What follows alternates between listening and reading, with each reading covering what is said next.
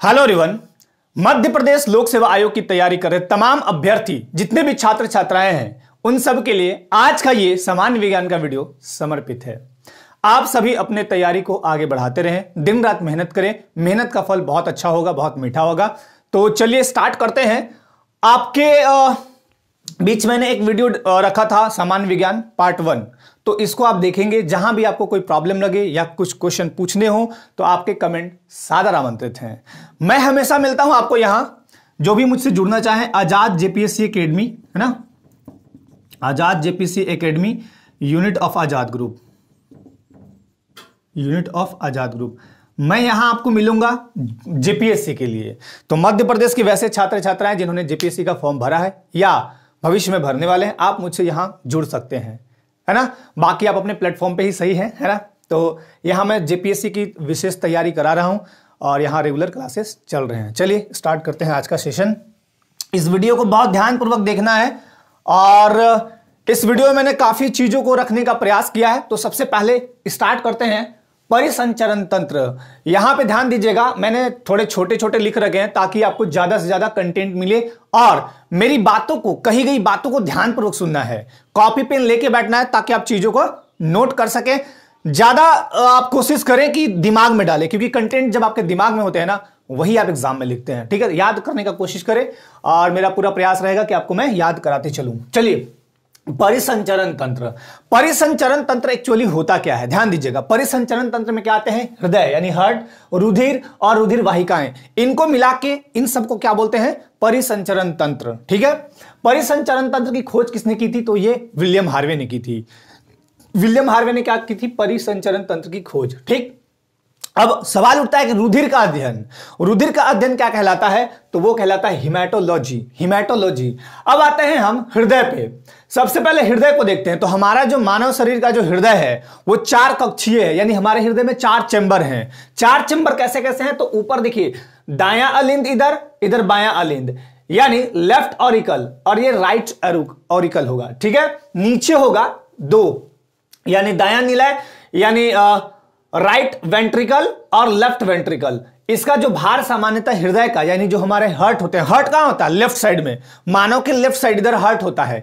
Heart का जो भार होगा वो होगा 300 ग्राम के आसपास। ठीक, और वैसे आप देखिएगा शरीर के भार का 5% के आसपास। ठीक है, अब यहां पे सबसे ज्यादा जो भार है हार्ट का, वो किस जीव का होता है? तो ब्लू व्हेल का 750 ग्राम होता है हार्ट का भार। ठीक है, अब देखिए, चैम्बर से क्वेश्चन बार बार पूछे जाते हैं कि कितने चैम्बर किसमें है। तो मगरमच्छ, घड़ियाल, ये सरीसृप है। सरीसृप क्या होते हैं? जो जमीन को पकड़ के ऐसे ऐसे चलते रहते हैं, जमीन को पकड़ के ऐसे ऐसे चलते रहेंगे, उनको बोलते हैं सरीसृप।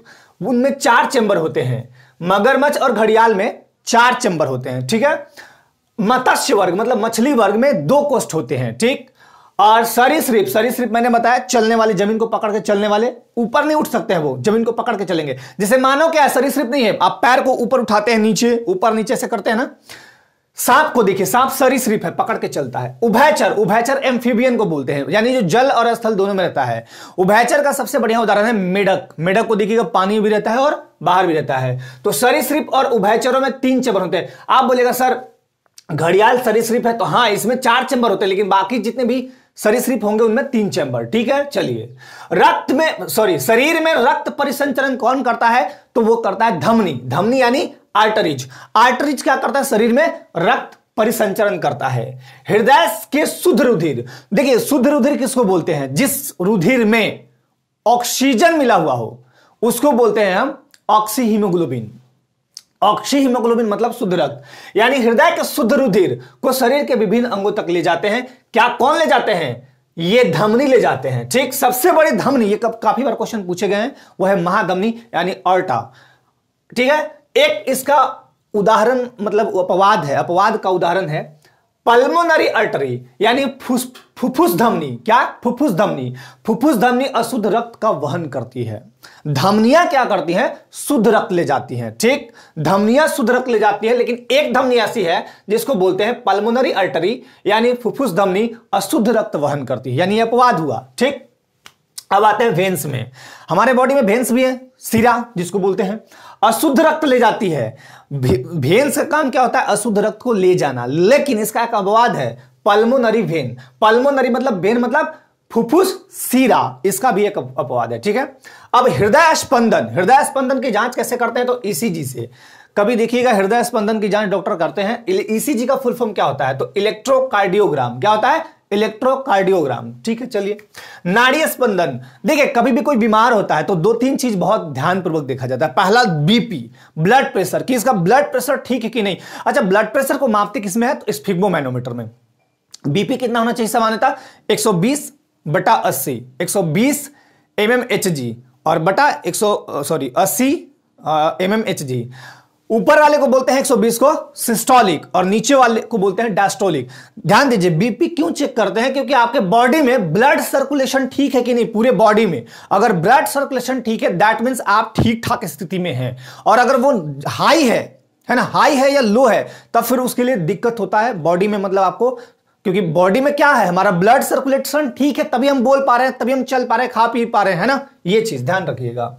नाड़ी स्पंदन, ये डॉक्टर जब जाते हैं ना तो ऐसे छूते हैं ना। नाड़ी स्पंदन कितना होना चाहिए? 72 से 80 बार प्रति मिनट। लेकिन हार्ट स्पंदन कितना होना चाहिए? तो 72 प्रति मिनट, 72 बार प्रति मिनट हृदय स्पंदन होना चाहिए। ठीक है, हृदय स्पंदन के ध्वनि को ज्ञात करने वाला यंत्र क्या है?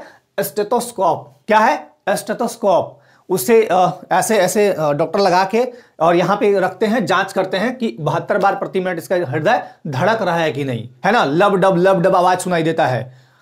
अप डाउन, हृदय से पंप करते रहता है, खुलते रहता है, खुलते रहता है, सिकुड़ता है, खुलता है, सिकुड़ता है, खुलता है, सिकुड़ता है ऐसे। और वहां से लगभग 5 लीटर रक्त पंप करते रहता है। बहुत सबसे व्यस्त अंग जो है मानव शरीर में वो है दिल, यानी हार्ट को ही बोलिए आप, है ना। बहुत इंपॉर्टेंट। बच्चों में देखिएगा कि हृदय उनका बहुत तेजी से धड़कता है, धड़ धड़ धड़ धड़ धड़ ऐसे, है ना। चलिए, विश्व में सर्वप्रथम हृदय परिवर्तन यानी हृदय परिवर्तन किसने किया था? Doctor Christian Barnard. ये थे साउथ अफ्रीका के वैज्ञानिक। इन्होंने 1967 में 1967 में डॉक्टर क्रिश्चियन बर्नार्ड जो थे डॉक्टर साउथ अफ्रीका के, इन्होंने सर्वप्रथम हृदय परिवर्तन किया था। ठीक है, भारत के कौन से थे जिन्होंने हृदय परिवर्तन किया था? तो वो थे डॉक्टर वेणुगोपाल। ये न्यू दिल्ली के थे और 1994 ईस्वी में इन्होंने ऐसा किया था। अब आते हैं ब्लड पे। ब्लड की बात करते हैं। मानव शरीर में ब्लड क्या है? तो एक तरल संयोजी ऊतक है। ऊतक किसको बोलते हैं बता देते हैं। सेल मानव शरीर की रचनात्मक और क्रियात्मक इकाई है, या मानव शरीर की मूलभूत यूनिट है। ठीक है, सेल। कई सेलों को मिलाने के बाद टिश्यू का निर्माण होता है, यानी ऊतक बनते हैं। कई ऊतक को मिलाने के बाद ऑर्गन बनते हैं, यानी अंग बनते हैं। और कई अंगों को मिलाने के बाद बॉडी बनते हैं। जैसे यूं बोले, अगर हम एक एग्जांपल लें, कई ईंटों को मिलाने के बाद एक वाल बनता है। कई वाल को मिलाने के बाद एक दीवार बन गया, मतलब वाल, सॉरी बोल रहा हूं मैं, कई वाल को मिलाने के बाद पूरा स्तंभ खड़ा हो गया। उसके बाद फिर आपका घर बन जाता है, कमरा बनता है। कई वाल यानी कई दीवार को मिलाने के बाद कमरा बनता है, कई कमरों को मिला के घर बन जाता है। उसी तरह ध्यान दीजिएगा, सेल जो है सबसे छोटा इकाई है, सबसे छोटा यूनिट, मतलब ईंट के समान है। उसके बाद जैसे आपका दीवार खड़ा हो रहा है उसको क्या बोलेंगे हम? टिश्यू। तो हमारे बॉडी में बहुत सारे टिश्यू हैं। तो टिश्यू, अब ध्यान दीजिएगा यहां पे, रक्त एक तरल संयोजी ऊतक है, यानी टिश्यू है। ठीक है, अब ब्लड में आते हैं। मानव शरीर में ब्लड की मात्रा कितनी होती है? तो 5 से 6 लीटर। बहुत ही इंपॉर्टेंट क्वेश्चन है, बहुत बार पूछा गया ये। मानव शरीर के ब्लड का पीएच मान क्या होगा? 7.35 से 7.45, यानी ये क्षारीय होगा। ब्लड को जब आप चखेंगे, चखना नहीं है, ब्लड को जब आप थोड़ा सा टेस्ट करते हैं तो क्षारीय लगता है, मतलब हल्का कड़वाहट टाइप का लगेगा। अम्ल क्षार क्या होता है? तो 0 से लेकर 14 तक का मतलब पीएच मान रखा गया है, पीएच स्केलिंग की गई है। अगर 0 से 7 तक है, 7 के पहले तक, यानी मतलब 7 के पहले तक, तो वो होगा अम्लीय। 7 है तो वो न्यूट्रल, जैसे जल का स्वाद ना तो अम्लीय यानी खट्टा, अम्ल मतलब खट्टा, क्षार मतलब कड़वा। तो ना तो अम्लीय है जल और ना ही क्षारीय है। ठीक है, और 7 से 14 तक जो होगा, 7 से ऊपर मतलब और 14 तक, तो वो होगा क्षारीय। तो हमारा रक्त कैसा है? क्षारीय है। ठीक है, ये भी याद रखिएगा। ब्लड 2 चीजों से मिलकर बनता है मुख्य रूप से। पहला है प्लाज्मा। प्लाज्मा पीले रंग का गाढ़ा द्रव्य होता है, ठीक है ना। और दूसरा बनता है रक्त कोशिकाएं, ठीक है, ब्लड सेल्स कह लीजिए। ये होता है 45% यानी 45%, और ये होता है 55% प्लाज्मा। अब आते हैं आगे। रक्त कोशिकाओं को हम 3 भाग में बांटते हैं, आरबीसी, डब्ल्यूबीसी और प्लेटलेट्स। आरबीसी को बोलते हैं एरिथ्रोसाइट यानी रक्ताणु, हिंदी भी याद करिएगा। आरबीसी को क्या बोलते हैं, रेड ब्लड सेल को क्या बोलते हैं, एरिथ्रोसाइट यानी रक्ताणु भी बोलते हैं। डब्ल्यूबीसी को क्या बोलते हैं, ल्यूकोसाइट यानी श्वेत रक्त कणिकाएं। और प्लेटलेट्स को बोलते हैं थ्रोम्बोसाइट, थ्रोम्बोसाइट यानी इसको हिंदी में बोलते हैं पट्टिकाणु। ये तीनों मानव शरीर के लिए बहुत ही जरूरी है। इसमें से तीनों में कोई भी में भी गड़बड़ी होगा तो आपके बॉडी में बहुत प्रॉब्लम होगी। चलिए आगे बढ़ते हैं। डब्ल्यूबीसी, अब आरबीसी का काम क्या है आरबीसी हमारे बॉडी में कम नहीं होने चाहिए। आरबीसी कम होगा तो बहुत सारी प्रॉब्लम हो जाएंगी। देखिए आरबीसी क्या है, ब्लड, लाल कणिकाएं, लाल लाल कणिकाएं। डब्ल्यूबीसी क्या है, व्हाइट व्हाइट दिखेगा आपको। डब्ल्यूबीसी मानव शरीर में प्रतिरक्षा का काम करती है, मतलब हमको रोगों से लड़ने में बहुत मदद करती है। और प्लेटलेट्स बहुत ही जरूरी है, रक्त का थक्का मतलब रक्त स्कंदन में ये बहुत महत्वपूर्ण भूमिका निभाता है। प्लेटलेट्स अगर नहीं होगा, मानव शरीर में अगर प्लेटलेट्स की कमी हो जाए तो मानव शरीर के बॉडी के अंदर जो ब्लड है वो बहुत तेजी से निकलने लगेगा और व्यक्ति की मृत्यु तक हो सकती है। यानी जो आपका रुधिर वाहिकाएं हैं उनमें इसको पकड़ के रखने, जमाने का मतलब काम करता है। अगर नहीं जमाएगा तो फिर ब्लड जैसे तैसे निकलने लगेगा, अंदर, बाहर नहीं, अंदर। अभी आगे बताएंगे थोड़ा डिटेल्स में। चलिए आगे बढ़ते हैं। आरबीसी का निर्माण कहां होता है, तो लाल अस्थिमज्जा में। ये तो बहुत इंपॉर्टेंट क्वेश्चन है। बोन मैरो में आरबीसी का निर्माण कहां होता है, तो बोन मैरो में। आरबीसी का कब्रगाह किसको बोलते हैं, स्प्लीन यानी तिल्ली को बोलते हैं, यानी प्लीहा को बोलते हैं। ठीक, एक यंत्र है जिससे आरबीसी की संख्या ज्ञात करते हैं। आरबीसी की संख्या अगर आपको ज्ञात करना है तो उस यंत्र का नाम है हीमोसाइटोमीटर। क्या है, हीमोसाइटोमीटर। एक चीज और ध्यान दीजिएगा, जब आप ब्लड किसी को देते हैं, एक यूनिट बोला जाता है। एक यूनिट में कितना मिलीमीटर होता है, तो 450 मिलीलीटर होता है। मिलीलीटर, मिलीमीटर नहीं, मिलीलीटर। ठीक है। रुधिर को, अब देखिए ब्लड जैसे आपने डॉक्टर से ब्लड निकलवा लिया, ब्लड को कितने टेम्परेचर पर रखा जाता है, तो 4 डिग्री सेल्सियस पर रखा जाता है ताकि वो खराब ना हो। आरबीसी का जीवन काल कितना होता है, तो 120 दिन होता है। ठीक है। डब्ल्यूबीसी का कम होता है, 2 से 4-5 दिन होता है। अब आइए प्लेटलेट्स की बात करते हैं। सबसे पहले तो इसका डब्ल्यूबीसी का 2 पार्ट होगा। डब्ल्यूबीसी का 2 पार्ट होगा। डब्ल्यूबीसी 2 भागों में विभाजित है। पहला भाग है ग्रेन्युलोसाइट्स, कणाकार, और दूसरा है अकणाकार। कणाकार और अकणाकार, ग्रेन्युलोसाइट्स। अब इसमें 3 पार्ट होंगे कणाकार में। कौन कौन, देखिए ये कभी भी जाते हैं डॉक्टर के पास तो ये ब्लड का जो जांच होता है, सारे का जांच होता है उसमें, देखिएगा रिपोर्ट में सारा कुछ लिखा होता है। कणाकार में होगा एस्नोफिल्स, बेसोफिल्स और न्यूट्रोफिल्स, ये 3 पार्ट होंगे। अकणाकार में क्या होगा, लिम्फोसाइट और मोनोसाइट। इसी लिम्फोसाइट में होगा टी लिम्फोसाइट। जब किसी व्यक्ति को एड्स होता है तो उसे टी लिम्फोसाइट पर प्रहार किया जाता है, मतलब प्रहार करता है, एड्स के जो कण है वो प्रहार करते हैं और टी लिम्फोसाइट को प्रभावित करते हैं। और टी लिम्फोसाइट को प्रभावित करने के बाद व्यक्ति में रोग प्रतिरोधक क्षमता कम हो जाती है, घाव भरने की क्षमता कम हो जाती है और व्यक्ति थोड़ा सा मतलब मेंटली प्रेशर में चला जाता है। चलिए प्लेटलेट्स की बात करें। ब्लड क्लॉटिंग यानी रक्त का स्कंदन, थक्का तो मत बोलिए, स्कंदन बोलिए इसको, रक्त का जमाव या रक्त का स्कंदन करती है। ब्लड जो है मानव शरीर के अंदर अगर सर्कुलेट कर रही है, उसको अगर हम जमा के नहीं रखेंगे तो ब्लड जैसे तैसे जहां तहां जैसे मान लिया जाए पानी, नल से पानी खोले, बाल्टी में स्टोर किए तभी वो आपके पास है, तभी आप उसका यूज कर सकते हैं। बाल्टी में स्टोर नहीं कर पा रहे तो वो बह जाएगी और फिर उसका कोई यूज नहीं होगा। उसी तरह मानव शरीर में ब्लड है, अगर ब्लड को हम थक्का जमा जमा के नहीं रखते अंदर तो फिर वह व्यक्ति की मौत हो सकती है। इसकी संख्या कितनी होती है प्लेटलेट्स की, तो 1.5 से 3.5 लाख प्रति घन मिलीमीटर। अगर इसकी संख्या में कमी हो गई, प्लेटलेट्स मानव शरीर में इतने होना चाहिए, कितने, 1.5 से 3.5 लाख प्रति घन मिलीमीटर। अगर इसकी संख्या में बॉडी में प्लेटलेट्स की कमी हो गई तो शरीर से अधिक रक्तस्राव होगा, बॉडी में ही, बाहर नहीं निकलेगा, बॉडी में ही, और व्यक्ति बीमार हो जाएगा और कुछ दिन बाद हो सकता है उसकी मौत भी हो सकती है। अब एक चीज और ध्यान दीजिएगा, तो आप पूछिएगा कि सर बॉडी में थक्का तो जमा दिया, थक्का कैसे बनता है? फाइब्रिन नाम का एक तंतु होता है जो एक जाल, मकड़ी का जाल जैसा बनाते हैं। फाइब्रिन और आरबीसी जब मिलते हैं तो रक्त का स्कंदन होता है, यानी रक्त का एक तरह से थक्का बन जाता है और बॉडी में ब्लड बिल्कुल ठीक ठाक रहते हैं। फाइब्रिन और आरबीसी जब मिलेंगे तो रक्त का थक्का बन जाता है, यह भी याद रखिएगा। रक्त दाब यानी ब्लड प्रेशर का नियंत्रण कौन करता है, कंट्रोल कौन करके रखता है, तो वो है एड्रिनल ग्रंथि। हमारे बॉडी में बहुत सारी ग्रंथियां हैं, तो एड्रिनल को बोलते हैं अधिवृक्क ग्रंथि।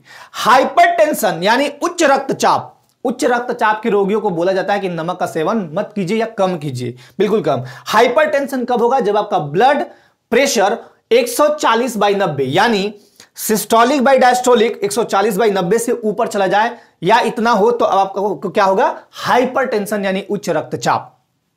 हाइपोटेंशन, हाइपोटेंशन को बोलते हैं निम्न रक्तचाप या निम्न रक्तचाप। हां, तो ये 100 से कम होगा तब आपका मतलब ऊपर का 100 से कम होगा तो क्या बोलेंगे, हाइपोटेंशन। ये भी नहीं होना चाहिए, ये भी नहीं होना चाहिए। आपका सामान्य रक्तचाप जो है 120/80 होना चाहिए, 120/80। कई बार क्वेश्चंस ऐसे पूछते हैं कि एक व्यक्ति का सामान्य रक्तचाप क्या होगा, और ऑप्शन में देते हैं 80/120। ऐसा मत कीजिएगा, 120/80 होगा, ऊपर बड़ा होगा नीचे छोटा होगा, ये भी याद रखिएगा। RH फैक्टर, जब आप ब्लड किसी को डोनेट करते हैं ना तो वहां पे पहले चेक किया जाता है, ऐसे ही डोनेट नहीं कर सकते हैं, ठीक है ना। आपका बी पॉजिटिव किसी और का बी पॉजिटिव है तो मिलाया जाता है सैंपल कि RH फैक्टर मिल रहे हैं कि नहीं, अगर मिलेंगे तभी वो ब्लड आप दे सकते हैं। RH फैक्टर की खोज 1940 में कार्ल लैंडस्टीनर और वीनर ने रिसस बंदर पर प्रयोग करके किया था, ठीक है। और आरबीसी को ज्ञात किया कि हां आरबीसी होते हैं, इतने होते हैं। लसिका, लिम्फ, एक होता है लसिका, बहुत ही इंपॉर्टेंट ये भी है लसिका। देखिए जैसे गाड़ी में आप ये लुब्रिकेंट्स डालते हैं ना तो गाड़ी के इंजन को बोले घिसने से बचाता है, मतलब एक तरह का काम वो चिकनाहट पैदा करता है। लिम्फ भी कुछ इसी तरह का है। लिम्फ मतलब लसिका, एक रंगहीन तरल पदार्थ जो टिश्यू यानी ऊतक और रुधिर वाहिकाओं के बीच रिक्त स्थान में पाया जाता है और ये घावों को भरने का काम करता है। जैसे ब्लड सर्कुलेट हो रहा है, एक बार फिर से मैं समझा देता हूं।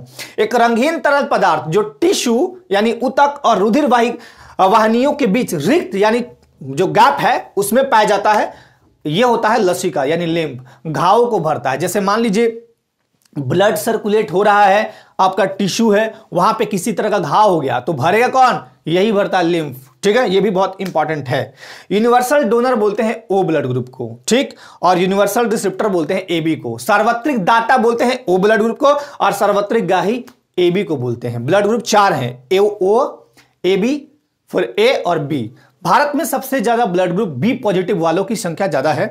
रुधिर में हिपैरिन प्रतिस्कंदक पदार्थ के कारण रुधिर को वाहिनियों में जमने से यह रोकता है हिपैरिन। अब देखिए वाहिनी में अगर जम गया तब भी दिक्कत है, आपका ब्लड सर्कुलेट बढ़ेगा नहीं। जैसे मान लीजिए मेरा ब्लड यहां से चला और यहीं रुक गया तो फिर ऊपर तो जाएगा नहीं, या फिर इधर से आया रुक गया तो जाएगा नहीं, तो मेरा हाथ तो काम नहीं करेगा ना। तो ये हिपैरिन क्या करता है, हिपैरिन प्रतिस्कंदक पदार्थ के कारण रुधिर को वाहिनियों में जमने से यह रोकता है, और जमने से रोकता है तभी ठीक ठाक है, नहीं तो जमा देगा तब भी दिक्कत। तो दोनों चीज याद रखिएगा, एक तो ये प्लेटलेट्स की ब्लड क्लॉटिंग करती है और दूसरा ये हिपैरिन इसके कारण जमने से रोकता है, रुधिर में वाहिनियों में जो ब्लड चलता है वो। तो ब्लड से संबंधित चीजें बहुत सारी हैं, आप याद कर लीजिएगा। अब आते हैं सेल पे। सेल यानी कोशिका, ठीक, जीवन की कार्यात्मक और रचनात्मक इकाई। जीवन की सबसे छोटी इकाई बोलते हैं सेल।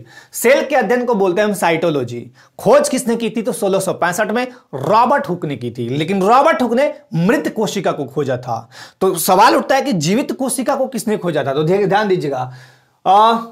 फादर ऑफ साइटोलॉजी कौन है, रॉबर्ट हुक। रॉबर्ट हुक क्यों, क्योंकि 1665 में इन्होंने सेल को खोजा था, लेकिन वो मृत सेल था, डेड सेल था। जीवित सेल 1674 में ल्यूवेनहॉक ने खोजा था। देखिए सर्वप्रथम जीवित कोशिकाओं की खोज डच वैज्ञानिक एंटोनी वॉन ल्यूवेनहॉक ने 1674 में की थी। तो सर्वप्रथम जीवित कोशिकाओं को किसने खोजा था, तो एंटोनी ल्यूवेनहॉक, केवल याद रखिए आप, एंटोनी वॉन ल्यूवेनहॉक ने 1674 में खोजा था, ठीक।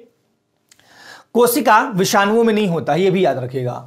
1831 में देखिए कोशिका में एक होता है केंद्रक। केंद्रक जो है बहुत इंपॉर्टेंट है। कोशिकाओं का मतलब एक तरह से बोला जाए नियंत्रण केंद्र होता है, क्योंकि इसी में क्रोमोसोम्स होते हैं, ठीक।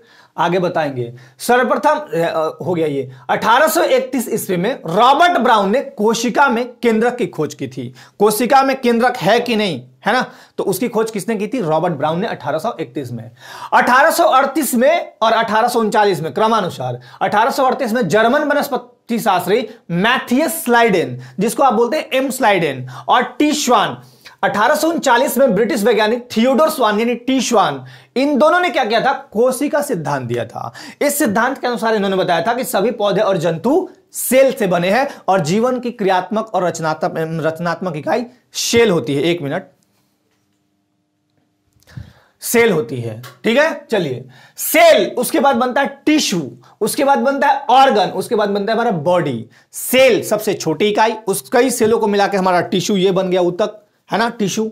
उसके बाद फिर बन गया ऑर्गन। ऑर्गन मतलब एक हाथ अंग है, पेट अंग है, आंख अंग है ना, पार्ट्स ऑफ बॉडी अंग हो गए। उसके बाद उस सारे अंग को मिला दीजिए तो बॉडी बन गया, ठीक है। चलिए, आकार इनका सेल का क्या होगा, तो 0.1 माइक्रोमीटर से लेकर 1 मीटर तक, याद रखिएगा 1 मीटर से ऊपर भी हो सकता है, ठीक। सबसे बड़ी सेल किसकी है, तो शुतुरमुर्ग के अंडे की सबसे बड़ी सेल है। सबसे छोटी सेल कौन सी है, तो माइकोप्लाज्मा बैक्टीरिया जो है, माइकोप्लाज्मा बैक्टीरिया उसका है, और इसका आकार है 0.3 माइक्रोमीटर, 0.3 माइक्रोमीटर। मानव शरीर की सबसे बड़ी सेल कौन सी है, सबसे बड़ी सेल अगर पूछा जाए तो बोलिएगा अंडाणु, अंडाणु यानी ओवम, महिलाओं में होता है अंडाणु, ओके। मानव शरीर की सबसे लंबी सेल, अब बड़ी लंबी दोनों में दो फर्क है, बड़ी लंबी अलग अलग होता है, तो लंबी अगर पूछेगा तो बोलिएगा नर्व सेल यानी तंत्रिका कोशिका, तंत्रिका कोशिका। और मानव शरीर की सबसे छोटी सेल तो सेरिबेलम की, मस्तिष्क में होता है सेरिबेलम, सेरिबेलम की granule cell, granule cell, cerebellum की ग्रेन्यूल सेल मानव शरीर की सबसे छोटी सेल होती है। कोशिका के 3 कंपोनेंट यानी 3 घटक हैं। पहला है कोशिका झिल्ली, जिसको हम प्लाज्मा झिल्ली भी बोलते हैं, सेल मेम्ब्रेन, पहला है सेल मेम्ब्रेन, दूसरा है केंद्रक यानी न्यूक्लियस, और तीसरा है कोशिका द्रव्य यानी साइटोप्लाज्म। तो तीनों याद रखिएगा, पहला, ये 3 बहुत इंपॉर्टेंट है। पहला है कोशिका झिल्ली या प्लाज्मा झिल्ली, या इसको बोलते हैं सेल मेम्ब्रेन। दूसरा है केंद्रक यानी न्यूक्लियस, ठीक है। केंद्रक की खोज किसने की थी, तो 1831 में रॉबर्ट ब्राउन ने की थी। और तीसरा है कोशिका द्रव्य यानी साइटोप्लाज्म। अब देखिए यहां पे मैंने एक सेल का, ये जंतु सेल है, जंतु सेल होगा, और एक होगा पादप सेल। पादप सेल का फिगर मैंने नहीं बनाया, बस जंतु सेल का समझा देता हूं। यहां क्या है, ये दिख रहा है पूरा सेल, ठीक है। इसको बोलते हैं प्लाज्मा झिल्ली। जो दोहरी संरचना जो है ना, ये जो दोहरी संरचना है, ये वाला प्लाज्मा झिल्ली, यही है झिल्ली, है ना, प्लाज्मा झिल्ली। उसके बाद देखिएगा बीच में जो है, बीच में ये केंद्रिका है, ये वाला चीज। और केंद्रक कौन सा है, तो ये वाला खाली वाला जगह केंद्रक, ठीक है। इसको बोलते हैं हम राइजोजोम, थोड़ा थोड़ा बताएंगे भी। और ये है आपका ये वाला खुरदरी अंतःप्रद्रव्य जालिका, ठीक है। उसके बाद अंतर्द्रव्य जालिका ये वाला है, छोटा छोटा वाला। लाइजोजोम ये है, सेंट्रोसोम, और ये माइटोकॉन्ड्रिया, कोशिका का पावर हाउस माइटोकॉन्ड्रिया, बहुत इंपॉर्टेंट, ठीक है। ये भी माइटोकॉन्ड्रिया ही है। और इधर आइए, रसधानी है ये। इसके बाद ये है रिक्तिका, कोशिका द्रव्य हो गया, गोल्जी ये है, और गोल्जी वेसाइकल ये वाले छोटे छोटे वाले हैं। अब इसके बारे में आगे समझते हैं। सेल मेम्ब्रेन, सेल मेम्ब्रेन यानी कोशिका झिल्ली, सेल की सबसे बाहरी परत है। देखिए सेल की सबसे बाहरी परत है कोशिका झिल्ली। इसे चयनात्मक पारगम्य झिल्ली भी कहते हैं, ठीक है। यह एक कोशिका को दूसरी कोशिका से अलग करती है, बोलती कि इधर जाओ, चयन खुद करती है, एक कोशिका को दूसरी कोशिका से अलग करती है, इसलिए इसको हम चयनात्मक पारगम्य झिल्ली भी कहते हैं। यह भी नाम याद रखिएगा कि चयनात्मक पारगम्य झिल्ली किसको बोलते हैं, तो वो बोलते हैं सेल मेम्ब्रेन यानी कोशिका झिल्ली या प्लाज्मा झिल्ली को, ठीक। अब आते हैं केंद्रक पे। केंद्रक जो होता है सेल का नियंत्रण केंद्र होता है, यही कंट्रोल करता है सेल को पूरा। इसमें गुणसूत्र होते हैं। अब गुणसूत्र के बारे में समझिए, बहुत ही इंपॉर्टेंट। गुणसूत्र देखिए क्या होता है, आनुवांशिकी होता है, जेनेटिक्स होता है। जैसे गुणसूत्र के माध्यम से ही एक पिता के गुण बच्चे में चले जाते हैं, है ना। चलिए, गुणसूत्र में मूल रूप से क्या होता है, तो 2 चीज याद रखना है। 60% यानी 60% होता है हिस्टोन या इसको बोलते हैं क्षारीय प्रोटीन, और 40% होता है DNA, deoxyribose nucleic acid, okay. चलिए अब नीचे आते हैं, इसके बारे में चर्चा करते हैं। एक सेल में लगभग 2 मीटर लंबा डीएनए होता है। एक सेल में, मान लीजिए एक सेल है ये, तो यहां 2 मीटर लंबा डीएनए यानी डीऑक्सीराइबो न्यूक्लिक एसिड होगा, जिसमें सूत्र होंगे। इस संरचना नुमा इस तरह से धागा धागा बना होगा, इस तरह से धागा धागा बन के आता है ना। तो ये याद रखिएगा, डीऑक्सीराइबो न्यूक्लिक एसिड, इसमें होंगे 46 गुणसूत्र में बिखरा होता है। 46 गुणसूत्र यानी 23 जोड़ी, 46 गुणसूत्र यानी 23 जोड़ी। ये भी कई बार क्वेश्चन पूछा गया है कि मानव शरीर में गुणसूत्रों की संख्या कितनी होती है, तो 46 या 23 जोड़ी, दोनों एक ही बात है।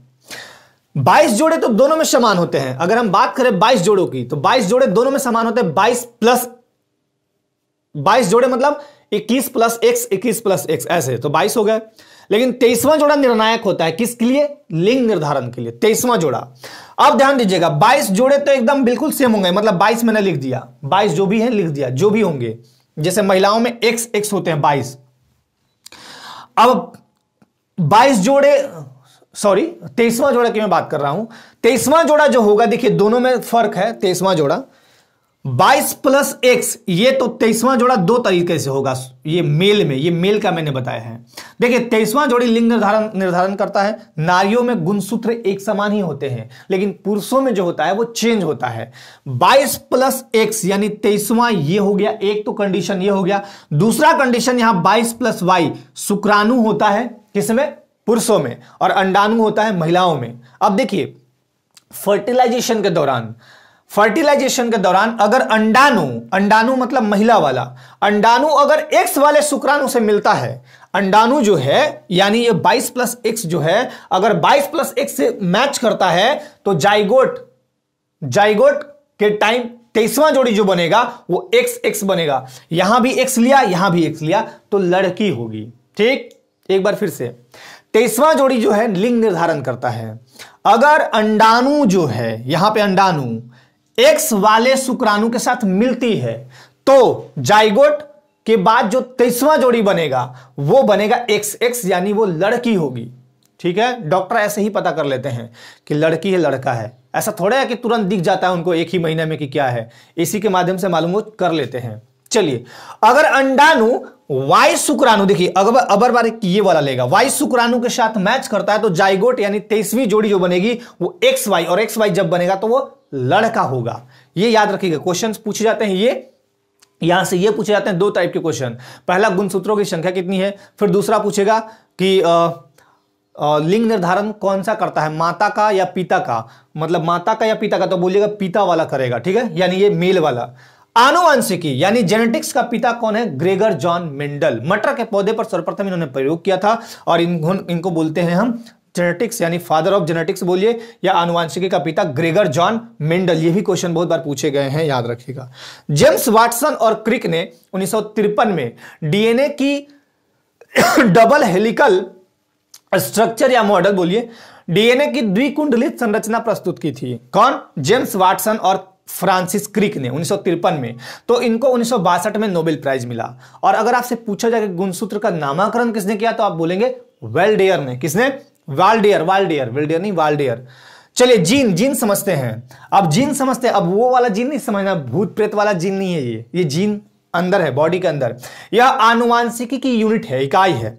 जीन डीएनए का वह भाग है, डीएनए मतलब डीऑक्सीराइबो न्यूक्लिक एसिड, उसका वह भाग है जो किसी विशिष्ट कार्य को संपादित करता है, कोई मेन काम करेगा, बहुत अच्छा काम करेगा, उसी को बोलते हैं हम जीन। ठीक है, कुछ हार्मोन्स हैं हमारे बॉडी में, मेल फीमेल दोनों में, जो टाइम टू टाइम उत्प्रेरक का काम करते हैं। जैसे देखिएगा, बच्चा जब जन्म लेता है तो उसमें तो नहीं बोलेंगे, लेकिन जैसे ही वो किशोरावस्था में आता है तो आवाज में भारीपन होना, मूछे दाढ़ी निकल आना। अगर महिलाओं की बात करें, लड़कियों की बात करें, तो जैसे जैसे वो बड़ी होती हैं स्तनों में उभार आना, या फिर उनका मतलब जो लैंगिक विकास है वो हो जाना। तो देखिए 2-3 हार्मोन्स याद रखिएगा, बहुत ही इंपॉर्टेंट है। पहला एस्ट्रोजन हार्मोन्स। एस्ट्रोजन हार्मोन्स का काम क्या है? लड़कियों के स्तन, अंडवाहिनी, योनि और गर्भाशय का विकास करता है। ये एग्जाम से भी पूछे गए हैं। एस्ट्रोजन हार्मोन्स, किस हार्मोन्स के फलस्वरूप स्त्रियों में इन सब चीजों का विकास होता है। ठीक है, दूसरा टेस्टोस्टेरोन हार्मोन, ये इसको बोलते हैं पुरुष का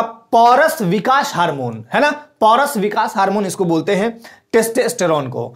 और एक बहुत ही इंपॉर्टेंट ये है कि अगर कोई मतलब लड़की कोई महिला है गर्भ धारण करती है, किस हार्मोन की वजह से वो गर्भ धारण कर पाती है? तो उसका है प्रोजेस्टेरोन हार्मोन। ठीक है, हार्मोन प्रोजेस्टेरोन हार्मोन क्या है? गर्भधारक हार्मोन्स स्त्रियों में होता ही है, गर्भ धारण के लिए उत्तरदायी होता है। सेल के दो पार्ट हैं, कौन कौन? पहला है प्रोकैरियोटिक कोशिकाएं। अब सेल पे यहां वाला चीज यहां लाते हैं, बाकी तो गुणसूत्र वाला चीज था मैंने बता दिया। अब सेल में देखिए दो टाइप के सेल होंगे, एक तो होगा प्रोकैरियोटिक सेल और दूसरा होगा यूकैरियोटिक। इसको बोलते हैं ससीम केंद्रीय कोशिकाएं। हिंदी में भी याद रखिएगा, कई लोग तो नाम सुने भी नहीं होंगे, ससीम केंद्रीय, है ना, पर याद रखना है आपको। यूकैरियोटिक क्या बोलते हैं? ससीम केंद्रीय कोशिकाएं, ससीम केंद्रीय केंद्रकी कोशिकाएं। ठीक है, चलिए दोनों में डिफरेंस क्या है, ठीक है, और दोनों याद कर लेना है ताकि अगर क्वेश्चन घुमा के पूछे या पूछे कि आर ए की सही व्याख्या करता है, कूट आर कूट ए, ऐसे करके क्वेश्चंस आजकल देने लगे हैं। तो देखिए पहला चीज प्रोकैरियोटिक में ये जीवाणु नीलहरित शैवाल, माइकोप्लाज्मा आदि में मिलते हैं। ये सभी आद्य जीव, आद्य जीव मतलब पुराने जीव, आद्य मतलब होता है पुराना, पुराने जीव पादप मतलब पौधे और प्राणी और कवकों में, यानी यूकैरियोटिक सेल हम सभी में मिलेंगे। क्रोमोसोम इसमें एक होता है, गुणसूत्र इसमें प्रोकैरियोटिक कोशिकाओं में कितना होगा? एक, लेकिन यहां पे एक से अधिक होगा। जैसे मानव में क्रोमोसोम कितनी है? क्रोमोसोम कितना है? 46 है ना। चलिए, इसमें डीएनए प्रोटीन के साथ जुड़ा नहीं होता है और हिस्टोन प्रोटीन का अभाव होता है। डीएनए प्रोटीन के साथ जुड़ा नहीं होता इसमें, और इसमें डीएनए और प्रोटीन यानी हिस्टोन होता है। ठीक, अब आते हैं इसमें कोशिका द्रव्य में झिल्ली युक्त कोशिकांग जैसे हरित लवक, माइटोकॉन्ड्रिया, लाइसोसोम, गोल्जिकाए आदि अनुपस्थित होते हैं। यहां सभी मौजूद होते हैं, किसमें? यूकैरियोटिक सेल में। अब एक चीज और ध्यान दीजिएगा, अगर आपसे यह पूछ दिया जाए कि जंतु कोशिका और पादप कोशिका, इसमें क्या फर्क है? जंतु में हम लोग भी आते हैं, है ना। तो पादप मतलब पेड़ पौधे, पेड़ पौधे वाले सेल में और हमारे वाले सेल में क्या अंतर है मुख्य रूप से? तो दो चीज याद रखिएगा, बहुत इंपॉर्टेंट। पहला, पौधों में कोशिका भित्ति यानी सेल वाल पाई जाती है, पौधों में सेल वाल पाई जाती है। ठीक, कोशिका भित्ति, यहां पे कोशिका भित्ति जंतु वाले में नहीं होगा, कोशिका भित्ति होगा ही नहीं। दूसरा, क्लोरोप्लास्ट, क्लोरोप्लास्ट का मतलब होता है हरित लवक, पौधों में पाई जाती है, जंतु कोशिका में नहीं पाई जाएगी क्लोरोप्लास्ट, और क्लोरोप्लास्ट के कारण ही हरा रंग होता है। अभी आपको दिखाते हैं क्लोरोप्लास्ट का काम क्या है। हरित लवक यानी क्लोरोप्लास्ट, यह पर्णहरित यानी क्लोरोफिल की उपस्थिति के कारण हरे रंग का होता है, और ये फोटोसिंथेसिस के लिए बहुत ही इंपॉर्टेंट है क्लोरोफिल। ठीक है, एक होता है क्रोमोप्लास्ट यानी वर्णी लवक। वर्णी लवक क्या है? वर्णी लवक के कारण रंग जो होता है आपका दिखा देते हैं, हरे रंग को छोड़कर पौधे के जितने भी अन्य रंग है उसके लिए उत्तरदायी होता है। कौन? वर्णी लवक। जैसे देखिएगा गाजर का रंग कैसा होता है? थोड़ा लाल टाइप का दिखता है, तो गाजर का रंग जो लाल होता है वो किस वर्णक की वजह से होता है? तो आप बोलेंगे कैरोटीन। क्या बोलेंगे? कैरोटीन की वजह से। ये क्वेश्चन में पूछा गया है। हल्दी का रंग पीला होता है, क्यों होता है? तो जैंथोफिल वर्णक के कारण, उसमें वर्णक होगा उसके कारण। फिर है टमाटर का रंग लाल होता है, किसके कारण? लाइकोपिन के कारण। जैसे टमाटर कच्चा है, ठीक है, टमाटर कच्चा है तो जैसे ही टमाटर लाल होगा उसमें लाइकोपिन वर्णक आता है। फिर सेव का रंग लाल होता है एंथोसायनिन के कारण। और एक चीज और याद कर लीजिएगा, सेव से संबंधित चीजें बहुत इंपॉर्टेंट, अगर किसी को भी एनीमिया, रक्त अल्पता या खून की कमी है तो वो तीन चीजों का सेवन जरूर करें। पहला पालक, पालक में प्रचुर मात्रा में आयरन होता है। दूसरा सेव, सेव में भी प्रचुर मात्रा में आयरन होता है, लेकिन इन तीनों में। और तीसरा है मड़ुआ। मड़ुआ तो आपने देखा भी नहीं होगा, खैर बहुत लोग देखे होंगे, खाए होंगे, बहुत प्राचीन टाइम में होता था। प्राचीन मतलब आज के 10 साल पहले होता था। आजकल तो बहुत लोग विस्तार कर रहे हैं, पता नहीं चाइनीज फूड क्या क्या खाते रहते हैं ना, और ये प्राकृतिक चीज से हम बहुत दूर होते जा रहे हैं, और इसलिए हमारा बॉडी जो है वो कभी कभी बीमार हो जाता है। पहले के टाइम में लोग बहुत स्वस्थ होते थे। तो सेव जो है, बोलता है ना डॉक्टर, एक सेव खाओ, रोगों को दूर भगाओ। डेली एक रोज एक सेव खाओ और रोगों को दूर भगाओ।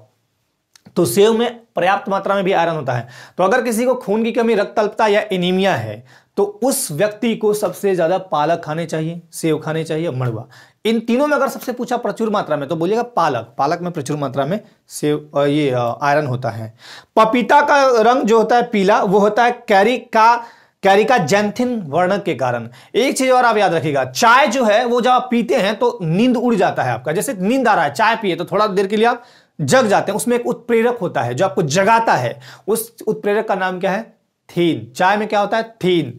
कॉफी जब आप पीते हैं तो बड़ा ताजगी महसूस करते हैं। आमतौर पे जितने भी पीएससी कैंडिडेट हैं या यूपीएससी कैंडिडेट हैं या फिर जो भी प्रतियोगी परीक्षाओं में लगे हुए हैं, आमतौर पे ऐसा रिसर्च में पाया गया है, सबको मैं नहीं बोल रहा हूं, लेकिन आमतौर पे काफी लोगों को कॉफी पीते हैं। कॉफी में क्या ऐसा होता है जो आपको जगाता है? तो कॉफी में होता है कैफीन। आप तंबाकू खाते हैं, नशा आता है, तंबाकू में क्या होता है, तो निकोटीन, ये भी याद रखिएगा, ठीक है। चाय में थीन, कॉफी में कैफीन और तंबाकू में निकोटीन। तो ये सारी बातें याद आ गई। माइटोकॉन्ड्रिया को क्या बोलते हैं, कोशिका का पावर हाउस, ये भी याद रखिएगा। चलिए अब आते हैं आगे। यहां पे मानव शरीर में हड्डियों की कुल संख्या, बहुत ही फेमस क्वेश्चन आयोग का, बहुत सारे आयोग पूछे करते थे। अब तो क्वेश्चन का देखिए स्टैंडर्ड थोड़ा चेंज कर रहा है लोग, और वर्तमान टाइम की बात करें तो क्वेश्चन थोड़े से इस टाइप से भी पूछे जा रहे हैं कि व्याख्या दे रहा है, 4 ऑप्शन दे रहे हैं कि एक कूट दे रहा है, दूसरा कूट दे रहा है और फिर ऑप्शंस दे रहे हैं। आर ए की सही व्याख्या करता है कि नहीं, आर गलत है, ए सही है, इस टाइप से कोई क्वेश्चन पूछे जाते हैं। तो आपको हर तरह से तैयार रहना चाहिए। मानव शरीर में हड्डियों की कुल संख्या कितनी होती है, 206। लेकिन अगर पूछा जाए कि बच्चों में, जैसे हम लोग में जो है ना, आप सभी जो तैयारी करें, हम लोग में 206 होगा, लेकिन जो बच्चा है 4 साल 3 साल 5 साल का, तो उसमें कितना होगा, उसमें होगा 208। 2 हड्डियां बाद में जुड़ जाती हैं। अगर पूछेगा कि कोई बच्चा जन्म लिया, नवजात शिशु जिसको बोलते हैं, उसमें कितना होगा, तो 300। ये भी तीनों याद रखिएगा। मांसपेशियां कितना होगा, 639। शरीर की सबसे बड़ी हड्डी, तो जांघ की फीमर, जांघ में होता है फीमर हड्डी, वो मानव शरीर की सबसे बड़ी हड्डी है। और सबसे छोटी हड्डी अगर पूछा जाए तो कान का स्टेप्स, कान में 3 हड्डियां होती है, मैलियस इनकस और स्टेप्स, 3 हड्डियां होती हैं कान में, बस 3 ही होती हैं। हड्डियों को मांसपेशियों से जोड़ने वाला ऊतक, अब हड्डी है मांसपेशी से जुड़ा हुआ है ना, मांसपेशी से जुड़ा हुआ है। मुर्गा खाने वाले लोग बहुत अच्छे से समझ जाएंगे, है ना, मुझे ये बात बोलनी नहीं चाहिए। खैर, जो मतलब नॉनवेज खाते हैं वो देखिएगा, जब आप खींचते हैं उस पार्ट को, तो उसमें देखिएगा लगा होता है, हड्डी से चिपका होता है। हमारे बॉडी में भी ऐसा ही है, हड्डी से चिपका हुआ है, मांसपेशी एकदम चिपका हुआ है। ऐसा नहीं कि हड्डी अलग है मांसपेशी अलग है ना। तो हड्डियों को मांसपेशियों से जोड़ने वाला टिश्यू जो है, ऊतक है, उसको बोलते हैं टेंडन। क्या बोलते हैं, टेंडन। लेकिन अगर आपसे यह पूछा जाए कि हड्डी को हड्डी से कौन मिलाता है, जैसे मान लिया जाए, दिखा देता हूं मैं, 1 मिनट। मान लिया जाए ये मेरी हड्डी है, यहां इधर हड्डी है, इस हड्डी को यहां पे कलाई में, कलाई को कौन जोड़ा है, हड्डी से हड्डी जुड़ा हुआ है ना, एक ही हड्डी नहीं है, नहीं तो फिर ऐसे रहता, फिर ऐसे होता ही नहीं। फिर यहां वाली हड्डी जुड़ी हुई है, फिर नी कैप, यहां नी कैप है पैर में, उनको कौन जोड़ता है, तो उसको बोलते हैं हम लिगामेंट। यानी हड्डी को हड्डी से जोड़ने वाला कौन है, लिगामेंट। ठीक है। अब आते हैं एक जान्विक, जिसको बोलते हैं जानुफलक या पटेला। घुटने के सामने कटोरी जैसा होता है, यहां पे घुटने में देखिएगा आप, कटोरी जैसा लगा है, वो उसको बोलते हैं नीकैप भी कहते हैं, नीकैप। तो आप क्या बोलेगा, घुटनों को जोड़ने वाला, मतलब जांग और नीचे वाले पार्ट को बीच में जोड़ता है, उसको क्या बोलते हैं हम, जान्विक, जानुफलक, पटेला, इसको हम नीकैप भी कहते हैं। ठीक है, चलिए आगे। हड्डी के लिए बहुत जरूरी क्या है, कैल्शियम फॉस्फेट। कैल्शियम और फॉस्फोरस आपके बॉडी में पर्याप्त मात्रा में होना चाहिए, आपका हड्डी मजबूत रहेगा। बचपन से जिन्होंने दूध का सेवन बहुत ज्यादा किया हो, ठीक है, दूध का सेवन, गाय का या भैंस का या जो भी है, आप बकरे का भी कई लोग दूध का सेवन करते हैं, तो गाय का, भैंस का, जिन्होंने भी दूध का सेवन खूब किया होगा, उनकी हड्डी आमतौर पे और बाकी लोगों के बनिस्पत काफी अच्छी होती है, मजबूत होती है, जल्दी क्रैक नहीं करते हैं। तो अगर आपके बॉडी में कैल्शियम और फास्फोरस है तो हड्डी आपकी बिल्कुल ठीक ठाक रहेगी। ठीक है। और हड्डी के लिए महत्वपूर्ण अवयव जो है कैल्शियम फास्फोरेट, मैंने बता दिया। अस्थि यानी बोन वृद्धि के लिए कौन सा विटामिन चाहिए, डी। विटामिन डी का सर्वोत्तम स्रोत है सूर्य का प्रकाश। विटामिन डी की कमी से कौन सा रोग होता है, कमेंट करिएगा, क्योंकि मैंने ये बताया है विटामिन वाले क्लास में। चलिए खैर, खोपड़ी यानी स्कल, खोपड़ी जो होता है, जैसे ये खोपड़ी ले लिए, इसमें होता है 22 हड्डी। अगर टोटल की बात करूं मैं, कान वान को लेके गर्दन तक, तो 29 होंगे, लेकिन मैं दिखा देता हूं। खोपड़ी 22 हड्डी जो होंगे, 8 हड्डी ब्रेन को सेफ रखते हैं। 8 हड्डी जो होते हैं ब्रेन यानी मस्तिष्क को एकदम बिल्कुल सुरक्षित रखते हैं।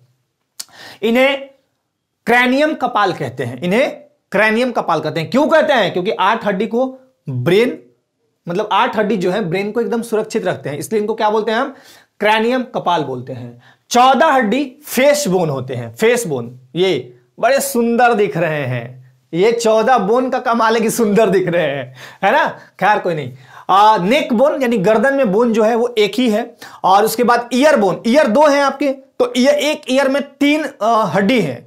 मैंने क्या बताया, मैलियस, इनकस और स्टेप्स, ये 3 हड्डी इस साइड और 3 हड्डी इस साइड, तो मिला के हुए 6। गर्दन वाला एक 7 और 22 यहां पे आपका खोपड़ी में, तो टोटल बोन्स कितने हुए, 29 यहां, ठीक है, चलिए। पैर की हड्डी को जो बोलते हैं हम टिबिया और फिबुला, पैर में हड्डी होती है, याद रखिएगा, टिबिया और फिबुला, ये नीचे होती है टिबिया फिबुला। पक्षी की अस्थि में वायु प्रकोष्ठ बने होते हैं, इसलिए वो तेजी से उड़ पाते हैं। अगर वायु प्रकोष्ठ नहीं होते तो वो उड़ नहीं पाते। चलिए आगे आते हैं। एक क्वेश्चन ये पूछा जाता है, गोताखोर के पैरों में फ्लिपर लगे होते हैं, देखिएगा इस टाइप का, मतलब एकदम चौड़ा लगा होता है, ऐसे ऐसे करते हैं, है ना, जाल टाइप का लगा होता है फ्लिपर गोताखोरों में, तो उन्हें तैरने में मदद करता है। अगर फ्लिपर नहीं लगेगा तो वो तैरने में मदद नहीं करेगा। आपको कमेंट करना है कि गोताखोर जब जाते हैं अंदर पानी के तो वो कौन से गैस को भर के जाते हैं, कमेंट जरूर करिएगा। ये दो क्वेश्चन आपके लिए हैं। पहला क्वेश्चन, विटामिन डी की कमी से कौन से रोग होते हैं, और दूसरा क्वेश्चन कि गोताखोर जब जाते हैं पैरों में फ्लिपर लगा के तो अंदर पानी के अंदर जाएंगे तो वहां तो ऑक्सीजन है नहीं, पानी के अंदर कैसे लेंगे, पानी भर जाएगा नाक में ना, तो वो एक सिलेंडर लेके जाते हैं, उस सिलेंडर में क्या क्या भरा होता है, ये भी क्वेश्चन बहुत इंपॉर्टेंट है, कमेंट कीजिएगा। अब आता है तंत्रिका तंत्र, नर्वस सिस्टम। हमारे शरीर में देखिए, नर्वस सिस्टम नहीं बोलते हैं, नर्वस हो गया मतलब आपका ये दिमाग का ये जो तंत्र है काम करना बंद कर दिया, तो आप फिर वो काम नहीं करते हैं जो एक व्यक्ति आपसे अपेक्षा रखता है, आप उल्टे पुल्टे हरकत करने लगेगा। तो तंत्रिका तंत्र यानी नर्वस सिस्टम आपका सही होना चाहिए। ये काम क्या करता है, हमारे मस्तिष्क में नियंत्रण और समन्वय का कार्य करता है, हमारे ब्रेन को कंट्रोल करता है। जैसे ब्रेन देखा, मान लीजिए कोई एकदम सुंदर वस्तु देखा तो उठा लो, तो ब्रेन कहेगा नहीं चोरी नहीं करना है, यही काम करता है। और कभी देखिएगा अगर ये फेल हो गया तो वो पागल हो गया, कुछ भी कर देगा, पागल शर्ट खोल के घूम रहा है और गाना गाते फिर रहा है, तो वो क्या होता है उसमें, यही काम नहीं करना बंद कर देता है। यानी नर्वस सिस्टम कहीं ना कहीं उसका फेल हो जाता है, और नर्वस सिस्टम ठीक रहेगा तो हमारे शरीर में नियंत्रण और समन्वय होते रहेगा। चलिए, इसके 3 पार्ट होते हैं, मतलब ये 3 चीजों से तंत्रिका तंत्र बना है। पहला है न्यूरॉन, न्यूरॉन को बोलते हैं तंत्रिका कोशिका। मस्तिष्क में जो सूचना आदान प्रदान करता है, कंप्यूटर में जो सूचना यानी लेते हैं और देते हैं, आउटपुट इनपुट, वही चीज यहां भी है। तो मस्तिष्क से सूचना आदान प्रदान करना, मस्तिष्क से सूचना लिया दिया, ये कौन करता है, न्यूरॉन यानी तंत्रिका कोशिका। दूसरा है ब्रेन, ब्रेन मतलब मस्तिष्क, जिसमें सारा डाटा फीड कर रहे हैं आप, मेरी बातों को भी फीड कर रहे हैं आप, मेरी बातों को सुन पा रहे हैं आप, वो है आपका ब्रेन। तीसरा है स्पाइनल कोड यानी मेरुरज्जु। अगर मैं बात करूं ब्रेन और स्पाइनल कोड की यानी मस्तिष्क और मेरुरज्जु की, ये दोनों होते केंद्रीय तंत्रिका तंत्र, मतलब हेड, केंद्रीय मतलब हेड तंत्रिका तंत्र, इनसे बहुत सारा चीज संचालित होता है। ब्रेन का जो औसतन वजन देखा गया है 1300 से 1400 ग्राम, औसतन वजन में बता रहा हूं। अब ब्रेन जो है यानी मस्तिष्क 3 भाग में बटा हुआ है, ये देखिए 3 भाग, अग्र मस्तिष्क, मध्य मस्तिष्क और तीसरे को बोलते हैं पश्च या अनुमस्तिष्क। ओके, अग्र मस्तिष्क में होंगे, अग्र मस्तिष्क का काम क्या है, आगे का मस्तिष्क, मस्तिष्क का मुख्य सोचने वाला भाग, मेन चीज यही सोचेगा, मेन काम यही करेगा सोचने का, कौन, अग्र मस्तिष्क। अग्र मतलब आगे। इसके 2 भाग हैं, पहला भाग है सेरिब्रम या प्रमस्तिष्क और दूसरा है डाइएन्सिफेनॉल। ये बहुत इंपॉर्टेंट, याद रखिएगा। मैंने क्या बताया, मस्तिष्क के 3 भाग होते हैं। कौन कौन भाग होते हैं, पहला अग्र मस्तिष्क, दूसरा मध्य मस्तिष्क और तीसरा पश्च या अनुमस्तिष्क। पहले वाले भाग को हम क्या बोलते हैं, मस्तिष्क का मुख्य सोचने वाला भाग, जिसको हम अग्र मस्तिष्क बोल रहे हैं। इसके 2 पार्ट, पहला सेरिब्रम या प्रमस्तिष्क, सेरिब्रम या प्रमस्तिष्क। मस्तिष्क का सबसे बड़ा भाग सेरिब्रम होता है या प्रमस्तिष्क, ठीक है। मस्तिष्क का सबसे बड़ा भाग कौन सा होगा, सेरिब्रम या प्रमस्तिष्क। डाइएन्सिफेनॉल के 2 पार्ट, थैलेमस और हाइपोथैलेमस। हाइपोथैलेमस बहुत ही इंपॉर्टेंट है। हमारे मानव शरीर का टेम्परेचर 37 डिग्री सेल्सियस होता है और यह 37 डिग्री सेल्सियस को बनाए रखता है हाइपोथैलेमस, यानी मानव शरीर में ताप का नियंत्रण करके रखता है हाइपोथैलेमस। तो मानव शरीर का टेम्परेचर है 37 डिग्री सेल्सियस। आपको फिर से एक सवाल देता हूं मैं कि आप फ़ारेनहाइट में बता दीजिए, और अगर केल्विन में बताना है तो केल्विन में बताइए।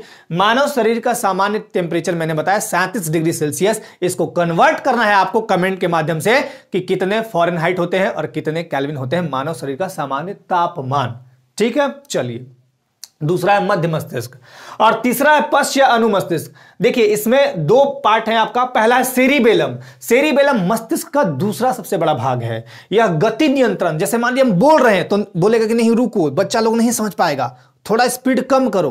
ये कौन कर रहा है मेरे अंदर? सेरिबेलम। शरीर संतुलन, बॉडी संतुलन में, जैसे मुझे ये से खड़ा रहना है, अब यहां डांस नहीं करने हैं, है ना। कहने का मतलब कि जहां पे आपका बॉडी कंट्रोल करना है वो कौन करेगा? सेरिबेलम। ऐच्छिक पेशियों की क्रिया को कंट्रोल करता है।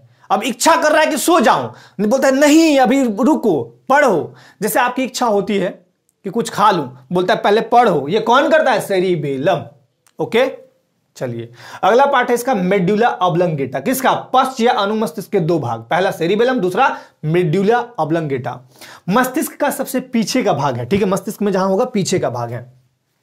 यह सभी अनैच्छिक क्रिया, अनैच्छिक मतलब मेरी इच्छा नहीं है, जैसे श्वास ले रहे हैं, हमारी इच्छा है, मत तो लीजिए, ऐसा नहीं करना है, ट्राई नहीं करना है। ब्लड प्रेशर अपने आप चल रहा है, वो हम नहीं चला रहे, अपने आप चल रहा है। ब्लड प्रेशर हो गया, लार आना, लार अपने आप आ रहा है, वो चाह के भी आप नहीं रोक सकते हैं, अनैच्छिक है। छींक आना आप चाह के भी नहीं रोक सकते हैं, कई लोग रोक लेते हैं, अलग बात है, लेकिन नहीं रोक सकते हैं। वमन मतलब वोमिटिंग, आप नहीं रोक सकते हैं उल्टी को, वोमिटिंग को। और खासकर महिलाओं को तो देखिएगा, बस में बैठेंगे तो कई महिलाओं को मैंने देखा उल्टी कर देती हैं, वो रोक नहीं सकते हैं आप, क्योंकि ये अनैच्छिक क्रिया है। श्वसन यानी श्वास लेना आदि क्रिया का केंद्र कौन है? Medulla oblongata. क्लियर? चलिए, मेरुरज्जु का काम क्या है? मेरुरज्जु मस्तिष्क तथा समस्त शरीर में फैली जो तंत्रिका है उनके बीच पुल का काम करता है, सेतु का काम करता है। स्पाइनल कोड जो है मस्तिष्क यानी ब्रेन और समस्त शरीर में फैली तंत्रिकाओं के बीच सेतु का काम करता है, मतलब सबको बना के रखता है। चलिए अब मैं आपको यहां फिगर समझाता हूं, ये बहुत इंपॉर्टेंट है, आजकल एग्जाम में पूछे जा रहे हैं, लगभग एग्जाम में पूछे जा रहे हैं, तो वो मैं आपको बता दे रहा हूं, ध्यानपूर्वक देखिएगा। ये हमारे सूर्य भगवान है, ठीक है। सूर्य एक ग्रह की तारा है, तारा है, ग्रह नहीं है, ग्रह पृथ्वी ग्रह है जिस पर जीवन है, जिस पे हम रहते हैं, नीला ग्रह है ना। तो सूर्य भगवान है, एक तारा है, सूर्य एक तारा है, ठीक है। चलिए सूर्य से निकलने वाली हानिकारक पराबैंगनी किरणों को कौन रोकता है? तो ओजोन परत। ओजोन परत को हम बोलते हैं O3, ठीक है। निकाल देते हैं सूर्य से हानिकारक पराबैंगनी किरणें, ये रोक दिया यहां पे, ठीक है। अब ये रोक दिया। ओजोन परत जितना मोटा होगा, कोई परत अगर मोटी है तो उतना वो चीज स्टोर करेगा। जैसे आपको बता देता हूं, मान लीजिए आपके पास रुमाल है, रुमाल मैं दिखाता हूं एग्जांपल, अभी तो मेरे पास रुमाल नहीं है, रुमाल, तो रुमाल में अगर आपका लेयर इतना है, मान लीजिए इतना इतना मोटा है, पानी डालिएगा तो कुछ देर रुकेगा। रुमाल मान लीजिए इतना मोटा हो गया तो पानी एक मग सोख लेगा, यानी जितना मोटा लेयर होगा उतना वो चीज सोख लेगा। ओजोन परत जितना मोटा होगा, सूर्य से आने वाली हानिकारक पराबैंगनी किरणों को उतना रोक पाएगा। ओजोन परत में छिद्र हो गया है, ओजोन परत दिन प्रतिदिन पतला हो रहा है, कारण CFC, क्लोरोफ्लोरोकार्बन। CFC क्लोरोफ्लोरोकार्बन, क्यों ये उत्पन्न हो रहा है CFC क्लोरोफ्लोरोकार्बन? तो देखिए उसके कारण एयर कंडीशनर जो लगे हुए हैं, यानी AC का जो प्रयोग हो रहा है, उससे CFC गैस बनती है। जेट विमान से निकलने वाले धुएं CFC गैस बनाती है, ठीक। और कुछ स्प्रे हैं वो CFC गैस बनाती हैं। रेफ्रिजरेटर से निकलने वाले जो गैसेस हैं, अब तो मतलब क्लोरीन गैस, वो आपके CFC बनाते हैं। और हम लोग को AC के बिना रहा नहीं जाता है, AC के बिना रहा नहीं जाता है, तो ये सब CFC गैस बनाते हैं, यानी क्लोरोफ्लोरोकार्बन। ये क्लोरोफ्लोरोकार्बन जब यहां जाएगा वायुमंडल में और ओजोन को प्रभावित करेगा, धीरे धीरे उसको पतला कर रहा है, ठीक। चलिए एक चीज और आपको बता देता हूं, 5 वायुमंडल की 5 परतें हैं। देखिए ये है आपका, ये है 3 4 5, ये है आपका क्षोभ मंडल, क्षोभ मंडल, यहां पे सारे मौसमी घटनाएं होती हैं, धूल, आंधी, वाष्प, वर्षा, सारे कुछ होते हैं, ठीक। क्षोभ मंडल में यह है आपका समताप मंडल, समताप मंडल। समताप मंडल में तापमान समान रहेगा, प्लेन यहीं उड़ा करते हैं, और ओजोन लेयर यही है, समताप मंडल में ही ओजोन लेयर है, ठीक। उसके बाद है मध्य मंडल, उसके बाद है आयन मंडल, और उसके बाद है बहिर्मंडल, ठीक है।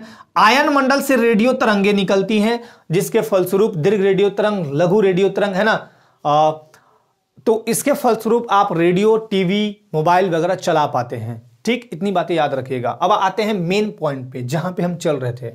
सबसे पहला तो यह कि क्लोरोफ्लोरोकार्बन का उत्सर्जन दिन प्रतिदिन जो बढ़ रहा है उस पर अंकुश लगना चाहिए। और एक चीज और मैं आपको बता देता हूं, पेड़ लगाओ देश बचाओ। जब भी आप जहां भी आने वाले टाइम में जब मौसम हो तो पेड़ जरूर लगाइए, क्योंकि आप पेड़ लगाएंगे तो कम से कम, अब ये नहीं सोचना है कि 2 पेड़ लगाने से क्या होगा, 2 पेड़ लगाने से क्या होगा, होगा बहुत कुछ प्रभाव होगा, कम से कम उस जगह का एरिया तो ठीक हो गया। खैर चलिए यहां पे चलते हैं। सूर्य से आने वाली पराबैंगनी हानिकारक विकिरणों को कौन रोका? ओजोन परत। यहां से आपका ताप, लाइट, हीट सब आया पृथ्वी पर, सूर्य का हीट वगैरह सब कुछ आ रहा है। जैसे दिन में आप यहां पे होते हैं ना, और पृथ्वी भी हमारी क्या है, बहुत गर्म है। अंदर से देखिएगा पृथ्वी के जो 3 परत हैं, क्रस्ट यानी भूपरपट्टी, कोर और मेंटल, है ना, कोर और मेंटल। तो ये जो 3 हैं वो आपके परत जब अंदर जाते हैं तो अंदर बहुत गर्म है। ऐसा भी पता होगा कि पृथ्वी बहुत बिग बैंग थ्योरी के फलस्वरूप इन सब का जन्म हुआ, तो बहुत गर्म था, अभी भी गर्म है। खैर यहां पे एक ऐसा है, एक क्वेश्चन अभी बहुत बढ़िया पूछा था कि अगर पृथ्वी पर ग्रीन हाउस इफेक्ट नहीं होता, यानी हरित गृह प्रभाव, मैं यहां पे लिखते चलता हूं, हरित गृह प्रभाव, ओके, हरित गृह प्रभाव यानी ग्रीन हाउस इफेक्ट, हरित गृह प्रभाव यहां पे है, ये नेचुरली है। अगर ये नहीं होता, पृथ्वी का टेम्परेचर -18 डिग्री सेल्सियस हो जाता, -18 डिग्री सेल्सियस। अगर ये नहीं होता तो ये है। और हरित गृह प्रभाव के लिए सबसे उत्तरदायी कारक कौन सा है? तो वो है कार्बन डाइऑक्साइड। हमारे वायुमंडल में जो गैसेस हैं, मैं एक बार यहां दिखा देता हूं, इसको जरा मिटा दूं, इसका कोई मतलब नहीं है। अब हमारे वायुमंडल में जो गैसेस हैं, जो गैस है सबसे ज्यादा है आपका नाइट्रोजन 78.08%, ये नाइट्रोजन है। चलिए O2 है आपका, ऑक्सीजन जो हो गया वो 20.95, यानी इसको मान लीजिए 21%। उसके बाद है ऑर्गन 0.93% ऑर्गन है, और उसके बाद है आपका CO2 कार्बन डाइऑक्साइड, वो है 0.03%। तो ये गैसों का क्रम याद रखिएगा। नाइट्रोजन कितना है? नाइट्रोजन कितना है? तो वो है 78.08%, ठीक है। और ऑक्सीजन कितना है? 20.95, या इसी को बोलते हैं रफली हम 21% ऑक्सीजन है। ऑक्सीजन को प्राणवायु गैस भी बोलते हैं। ऑक्सीजन क्या काम करता है? किसी भी चीज को जलाने में मदद करता है। नाइट्रोजन क्या काम करता है? जले हुए चीज को बुझाने में। अगर वायुमंडल में नाइट्रोजन नहीं हो तो जैसे मान लिया हम दिया जला दिए, माचिस से जला दिए दिया, तो दिया बुझेगा ही नहीं फिर। और मान लीजिए वायुमंडल में ऑक्सीजन है ही नहीं, पहला तो हम ही खत्म हो जाएंगे, सारे लोग ऑक्सीजन लेंगे नहीं। ऑक्सीजन कहां से मिलता है? ध्यान दीजिएगा, जब फोटोसिंथेसिस की क्रिया होती है, फोटोसिंथेसिस की जब क्रिया होगी उस समय वायुमंडल में जो कार्बन डाइऑक्साइड है, देखिए है कार्बन डाइऑक्साइड, वायुमंडल से कार्बन डाइऑक्साइड कौन लेता है? पादप यानी पौधे, हरे वाले पौधे। और दिन के समय जो सूर्य का प्रकाश होता है, लाल प्रकाश, वो, और पृथ्वी से खनिज लवण जल वगैरह शोषण करके, और पत्तियां क्लोरोफिल की उपस्थिति में अपना भोजन बनाती हैं, और भोजन बनाने के फलस्वरूप एक चीज निकलता है O2 यानी ऑक्सीजन, वो वायुमंडल में विमुक्त होता है। इसलिए तो बोला जाता है कि पेड़ लगाइएगा तो ज्यादा से ज्यादा आपका CO2 का अवशोषण करेगा, CO2 को खींचता है, और CO2 सबसे ज्यादा उत्तरदायी है आपका हरित गृह प्रभाव। और अगर हम बोलेंगे ग्लोबल वार्मिंग, ग्लोबल वार्मिंग आज जो आप देख रहे हैं, मार्च का महीना, अप्रैल का महीना, मई का महीना जो आज देख रहे हैं आप, टेम्परेचर इतना हाई हो गया, क्यों हो गया? कारक हम ही हैं, मान लीजिए ना, गलती हम ही है। क्यों? आप जब घर बनाते तो पेड़ को फटाफट कटवा देते हैं, क्यों 4 पेड़ नहीं लगवाते? आपके पास जमीन की कमी है नहीं। पेड़, एक घर बनाने के लिए एक व्यक्ति के पास 20 लाख रुपए हो जाते हैं, आपको पेड़ लगाने के लिए बहुत ज्यादा नहीं 200-300 रुपए लगते हैं। लगा दीजिए ना, आपका पर्यावरण शुद्ध रहेगा, आप भी स्वच्छ शुद्ध रहिएगा, और कम से कम ग्लोबल वार्मिंग में 0.0001% तो भूमिका आपकी होगी, मतलब कम करने में, बढ़ाने में नहीं। खैर, तो ये ध्यान दीजिएगा। अब आते हैं हम आगे, यहां पे देखिए हरित गृह प्रभाव में क्या है आपका, ये तो आपका यहां पे जलवाष्प है, वाटर वेपर है। सबसे पहले तो कार्बन डाइऑक्साइड है, carbon dioxide, water vapour, methane है, धरातलीय ओजोन है, बहुत सारा चीज मिलके हरित गृह प्रभाव बनाता है। तो पृथ्वी, सूर्य से जब ऐसे आएगा हीट, तो ये जितना मोटा होगा, जैसे मान लीजिए इतना पतला है तो कुछ टकरा के वापस चला गया, रिफ्लेक्ट होकर वापस भी चला गया, लगभग 65% वापस चल जाता है, 35% के पास रुक गया। लेकिन जैसे जैसे ये मोटा होगा ज्यादा हीट लेगा ना, जैसे जैसे ये, मैंने क्या बोला, जितना ज्यादा मोटा परत, तो मोटा परत क्यों हो रहा है? अरे मोटा परत क्यों हो रहा है? आपका CFC बढ़ रहा है, आपका CO2 बढ़ रहा है, आपका वाटर वेपर बढ़ रहा है, आपका सब कुछ बढ़ रहा है। तो ये हरित गृह प्रभाव में जो है आपका सब कुछ मोटा हो रहा है। पृथ्वी के जो ऊपरी परत है वो हरित गृह प्रभाव वाले जो मोटे हो रहे हैं, उसके कारक हम ही हैं। तो इसके फलस्वरूप क्या होता है? Global warming, global warming. इसी हरित गृह प्रभाव का एक इफेक्ट होता है कि ग्लोबल वार्मिंग जैसी समस्याएं उत्पन्न हो चुकी हैं, बहुत आगे बढ़ गई हैं। अब ग्लोबल वार्मिंग के लिए उत्तरदायी जो कारक होंगे, देखिए ध्यान दीजिएगा, मैं यहां पे ग्लोबल वार्मिंग कहां, यहां पे ग्लोबल वार्मिंग यहां पे लिख देता हूं। सबसे पहला तो होगा CO2, उसके बाद ये क्वेश्चन पूछे गए हैं, CO2 के बाद होगा आपका CH4 मीथेन, फिर होगा N2O नाइट्रस ऑक्साइड, और फिर होगा आपका CFC क्लोरोफ्लोरोकार्बन। CO2 की भूमिका लगभग कितना 60% के आसपास होती है, 60%, 40 नहीं 60%। CH4 का होता है 20% के आसपास, और इसका होता है लगभग 6% नाइट्रस ऑक्साइड का।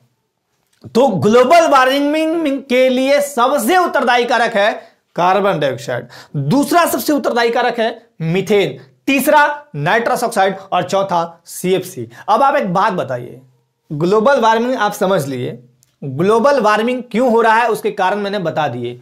ग्लोबल वार्मिंग का सीधा सा मतलब है वायुमंडल में कार्बन डाइऑक्साइड की वृद्धि होना, नाइट्रस ऑक्साइड की वृद्धि होना, क्लोरोफ्लोरोकार्बन की वृद्धि होना, वाटर वेपर की वृद्धि होना। क्यों हो रहे हैं? कारक हम हैं।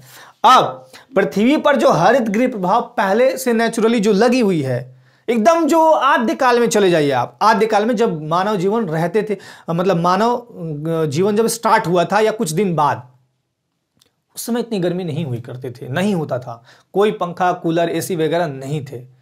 ये तो अब हो गया ना। अब पहले क्या था, खाली जंगल था। आप जहां रहते हैं आज के टाइम में, आप अपने घर वालों से पूछिएगा, दादा लोग से पूछिएगा कि आज के 50 साल पहले क्या ये जगह पे, आसपास पे जगह पे क्या ये घर था या बिल्डिंग थे? नहीं, वो जंगल था। तो आज आप काट काट के पेड़ों को बना रहे हैं, तो पेड़ों को काटिएगा तो वायुमंडल में CO2 की मात्रा में विस्फोटक वृद्धि होगी। और CO2 कैसे बनता है? जब आप किसी भी चीज को जलाते हैं, लकड़ी को जला रहे हैं, कोयले को जला रहे हैं, कोयला कहां जलता है? सबसे ज्यादा कोयला कहां जलता है? फैक्ट्रियों में। सबसे ज्यादा फैक्ट्री कहां है? चाइना में ले लीजिए, CO2 के उत्सर्जन में नंबर 1 कंट्री है। भारत भी कम नहीं है, ऐसा नहीं बोल रहे। अमेरिका को देख लीजिए, वो भी बहुत आगे है। भारत को देख लीजिए, वो भी कम नहीं है। तो आप फैक्ट्री लगाए, बहुत सारा चीज लगाए, जलने से क्या हो रहा है? कार्बन डाइऑक्साइड की वृद्धि हो रही है। उसका अवशोषण करने के लिए कौन चाहिए? पेड़। तो जितने मात्रा अधिक मात्रा में आप फैक्ट्री लगा रहे हैं, उससे 10 गुने पेड़ लगा दीजिए, नहीं होगा ये सब चीज, फिर आपका ग्लोबल वार्मिंग जैसी समस्याएं नहीं होंगी। पूरा विश्व आज ग्लोबल वार्मिंग जैसी समस्याओं से जूझ रहा है, और कहीं ना कहीं हम भी प्रभावित बहुत बुरी तरह से हो रहे हैं। आज आप कहीं भी जाते हैं, गर्मी से बेहाल होते हैं। ग्लोबल वार्मिंग का इफेक्ट है ये। यही नहीं, अगर आपका ये भी और कमजोर होगा तो पराबैंगनी किरणें धीरे धीरे यहां पृथ्वी पर आएंगे। हालांकि वैज्ञानिक बचा लेंगे, टेंशन नहीं लेना है, लेकिन आपको ये काम करना है कि पेड़ जरूर लगाने हैं। तो अगर पराबैंगनी किरणें डायरेक्ट हमारे बॉडी पे, स्किन पे पड़ते हैं, तो हमको त्वचा कैंसर भी हम लोगों को हो सकती है ना। जानवरों को बहुत घातक चीज है वो पराबैंगनी किरण। तो ये सारी चीजें हैं। आपको मैंने बताया ग्लोबल वार्मिंग क्यों हो रहा है, तो हरित गृह प्रभाव के कारण। हरित गृह प्रभाव में क्या हो रहा है भाई? वहां पे आपका कार्बन डाइऑक्साइड हो गया, मीथेन हो गया, है ना, वाटर वेपर हो गया, इन सबको मिला के हरित गृह प्रभाव बनता है, ग्रीन हाउस इफेक्ट बनता है। ये बनता तो है, लेकिन अब हम क्या कर रहे हैं, इसका मतलब सारा वायुमंडल में क्या हो रहा है? बढ़ रहा है। तो बढ़ने से परत मोटा होगा और पृथ्वी का टेम्परेचर दिन प्रतिदिन बढ़ता जाएगा। हर साल 1 से 2 डिग्री टेम्परेचर बढ़ेगा। कारण है इन सब गैसों का उत्सर्जन ज्यादा होना। ठीक, अगर आपसे पूछा जाए ग्लोबल वार्मिंग के लिए सबसे उत्तरदायी कारक कार्बन डाइऑक्साइड, हरित गृह प्रभाव के लिए सबसे उत्तरदायी कारक आप बोलेंगे carbon dioxide. Clear? Carbon dioxide, हरित गृह प्रभाव या ग्लोबल वार्मिंग की बात करें, ग्लोबल वार्मिंग की, तो सबसे ज्यादा CO2 60% इसमें भूमिका निभाता है, CH4 20%, N2O 6%, CFC उसके बाद। तो ये याद रखिएगा। क्लोरोफ्लोरोकार्बन्स कैसे बनते हैं मैंने बता दिया, कार्बन डाइऑक्साइड कैसे बनते हैं वो भी मैंने बता दिया। तो ये सारी बातें आपको याद रखनी है। ओके, और चलिए आज के लिए इतना बहुत बहुत धन्यवाद। 2-4 बातें आपसे कर लूं तो मध्य प्रदेश लोक सेवा आयोग की तैयारी कर रहे छात्र छात्राओं के लिए एक विशेष मेरा मोटिवेशन बस चंद मिनटों का है, चंद मिनटों का या चंद सेकंडों का बोलिए।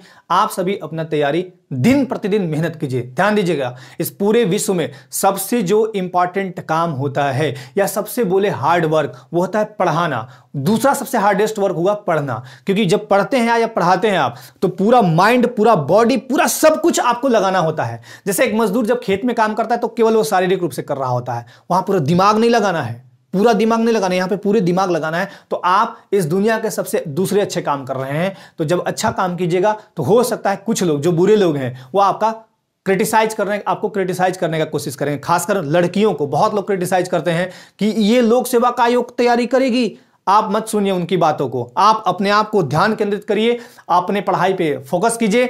धारा मतलब आर्टिकल 352, 356, 360 तीनों लगा दीजिए और अपने आप को समर्पण कर दीजिए पढ़ाई के प्रति। जिस दिन आप मेहनत करके और कुछ प्रखर बन के निकलिएगा ना, उस दिन वो इंसान आपके सामने नतमस्तक होगा और आप गर्व से कहेंगे कि आप ही बोलते थे ऐसी बात। तो हाथी चले बाजार, कुत्ता भौंके हजार, ऐसी वाली बातें हैं। आप अच्छा काम करेंगे तो कुछ ना कुछ कमेंट आपके आते रहेंगे। मत घबराइए, आप अपने काम नियमित रूप से करते रहें, एक जोश के साथ करते रहें। मेरी एक बात याद रखिएगा, खुदी को कर बुलंद इतना, खुदी को कर बुलंद इतना कि खुदा भी तकरीर से पहले पूछे बता एमपीपीएससी में तू कौन सा पद लेगा। तो यह भी याद रखिएगा, एकदम जोर शोर से लगना है, कहीं कोई दिक्कत नहीं है। माता पिता से बोल दीजिए कुछ दिन के लिए एकदम धारा सब लगा हुआ है, आपातकाल लगा हुआ है, अपने काम को करिए। कहीं रिलेशन में टाइम मत बिताइए। रिलेशन मतलब कहने का मतलब कोई आ गए बैठ गए वहां नहीं। आप लोक सेवा आयोग की तैयारी में लगे हैं तो जबरदस्त तरीके से लगिए और जितना दिन तक एग्जाम है एकदम जी जान लगा दीजिए और बाकी तैयारी कीजिए। यहां से पूरा आजाद टीम आपको सपोर्ट कर रहे हैं और आपके जो कुलिंदर सर हैं वो भी आपको दिन प्रतिदिन मेहनत में लगे हुए हैं, आपके लिए कंटेंट तैयार कर रहे हैं, आपको प्रोवाइड करा रहे हैं सारे कुछ। उसके बाद जो हमारी टीम है, टोटल टीम, रवि आजाद सर हों या शशि सर हों या फिर आपके रावेंद्र सर हों या फिर छत्तीसगढ़ वाले वो, तो जितने भी है या मैं हूं, टोटल लोग क्या आपको कर रहे हैं, आपको बढ़ा रहे हैं, पुशअप कर रहे हैं। तो इनका फायदा उठाइए और अपनी तैयारी को एकदम समर्पण के साथ करिए। तो आज के लिए बहुत बहुत धन्यवाद। एकदम अपने लाइफ में मस्त रहें, व्यस्त रहें। जय हिंद।